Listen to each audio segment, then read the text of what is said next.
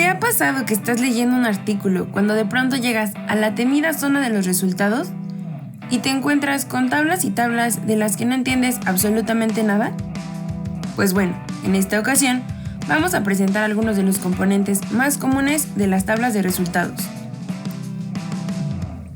Empezaremos recordando que el análisis inferencial es aquel que por medio de análisis estadísticos busca ya sea deducir características de una población a partir de los datos de una muestra o identificar asociaciones entre dos o más variables, a través de probar relaciones entre variables, comparar los valores de una variable entre dos o más grupos o hacer inferencias de causa-efecto respecto a algún fenómeno.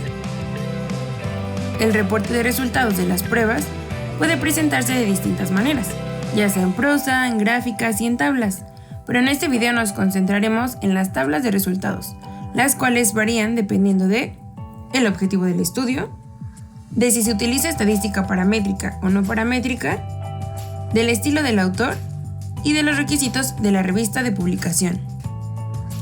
Antes de comenzar con las tablas de resultados, debes recordar 3 elementos. El primero es conocer las hipótesis de nuestro problema de investigación, la nula, la cual dice que no existen diferencias, asociaciones o efectos, y la alterna, la cual menciona que sí las hay. El segundo es el p-valor, el cual se refiere a la probabilidad de que un evento ocurra y oscila entre 0 y 1, e indica la probabilidad de que la hipótesis nula sea rechazada. Este valor se obtiene del estadístico que se utiliza. Y el tercero es el nivel de confianza con el que se está trabajando, y se debe elegir antes de realizar la prueba, es decir, ya está preestablecido. En algunas investigaciones, este es de 0.05 e indica que se tiene 95% de certeza o seguridad de la ocurrencia de un evento, con un 5% de error que asumimos. En algunas otras investigaciones es de 0.01, lo que indicaría 99% de certeza y 1% de error. Teniendo en claro estos aspectos, la toma de decisión se debe basar en las siguientes reglas. Si el p-valor es menor al nivel de significancia, se rechaza la hipótesis nula y por ende se acepta la alterna. Pero si el p-valor es mayor al nivel de significancia, entonces se acepta la hipótesis nula y se rechaza la alterna. Comenzaremos con el análisis de asociación, el cual pretende conocer el grado de correlación o dependencia entre dos o más variables. Veamos ejemplos de las tablas de estos análisis. Este artículo se titula Análisis de la relación entre competencias emocionales, autoestima, clima del aula, rendimiento académico y nivel de bienestar en educación primaria. Y su objetivo es examinar la relación entre estas variables, por lo que en los resultados nos muestra una matriz de correlación. Tanto en las columnas como en las filas se encuentran las variables a relacionar, y en el cruce de estas podemos identificar un número, el cual es el dato del estadístico utilizado, que indica la fuerza y el sentido de la asociación. ¿Y los asteriscos? Para conocer lo que estos indican, nos dirigimos debajo de la tabla, a la nota, la cual dice que el nivel de significancia es de 0.001 y que los dos asteriscos significan que el p-valor es menor que este. Entonces, la relación que tenga asterisco indica que se rechaza la hipótesis nula. En este caso, en el rectángulo marcado se observa que existe una relación estadísticamente significativa, positiva, pero débil en el desarrollo emocional y la autoestima en educación primaria. Existen espacios vacíos en la tabla, ya que sería redundante poner los mismos valores que se muestran en la parte inferior. Y los unos reflejan una correlación perfecta, en este caso porque es la misma variable.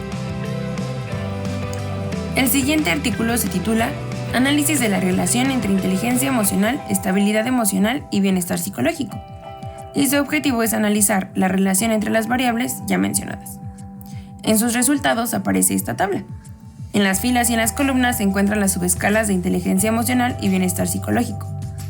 La nota inferior nos guía de nuevo para tomar una decisión, y en este caso los autores deciden evitar poner aquellos resultados no significativos. Seguiremos con el análisis inferencial de comparación, el cual podrá hacerse tanto para muestras independientes como para muestras relacionadas. En el caso de las pruebas para muestras relacionadas, se miden y se comparan las variables de interés en al menos 2 momentos diferentes en la misma unidad de análisis, por ejemplo, en estudios de tipo test-retest. El artículo ejemplo que analizaremos se titula Violencia de género y autoestima, efectividad de una intervención grupal, y su objetivo es evaluar la efectividad de una intervención socioeducativa grupal en una muestra de 30 mujeres que han padecido violencia de género. En los resultados podemos observar la siguiente tabla, en la que se puede identificar el número de participantes, la evaluación pretest y posttest en donde aparecen las medias de la autoestima de cada medición y su desviación estándar, y por último el estadístico de contraste de la prueba utilizada y el p-valor. Pero si no hay una nota debajo de la tabla, ¿cómo sabremos qué nivel de significancia se estableció? Existen algunos artículos en donde este se indica en el apartado de resultados a manera de prosa o en el análisis de datos, como es el caso. Al observar las medias del pretest y del posttest, podemos ver que el puntaje incrementa, indicando que efectivamente la autoestima después del taller es mayor. ¿Pero es significativa esa diferencia? Con el nivel de significancia se puede identificar que sí hay diferencias significativas para las personas que tuvieron maltrato psicológico y físico y psicológico, pero no para aquellas que tuvieron los 3 tipos de maltrato.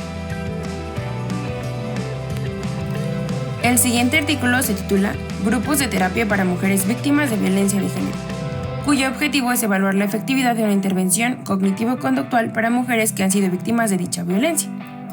Su tabla nos muestra también la media y la desviación estándar de la medición de algunas afecciones antes y después de la intervención.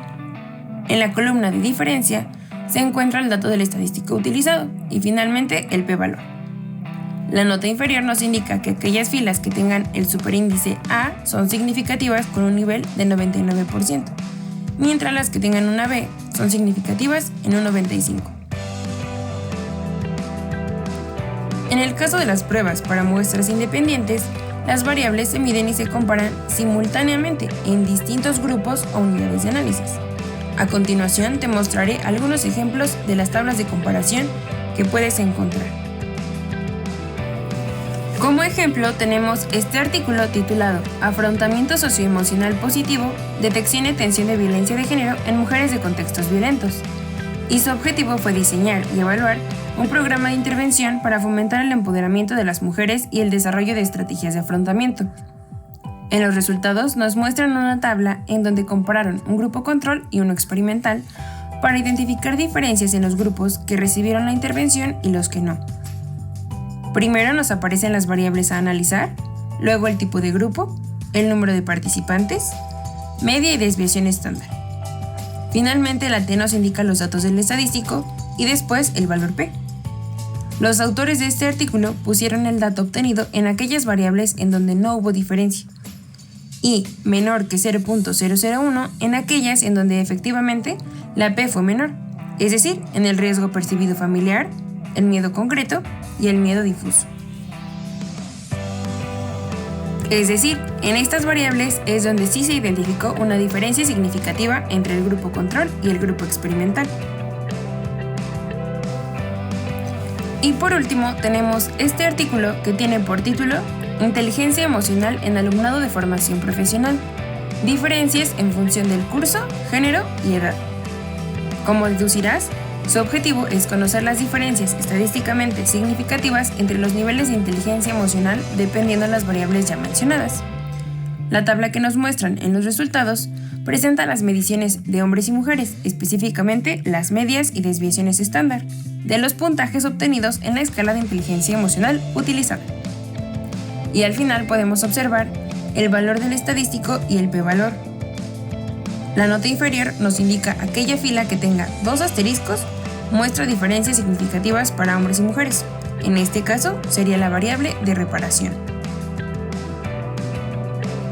Esperamos que después de este breve video ya no te pases hasta la discusión o conclusiones para saber qué se obtuvo en cada investigación.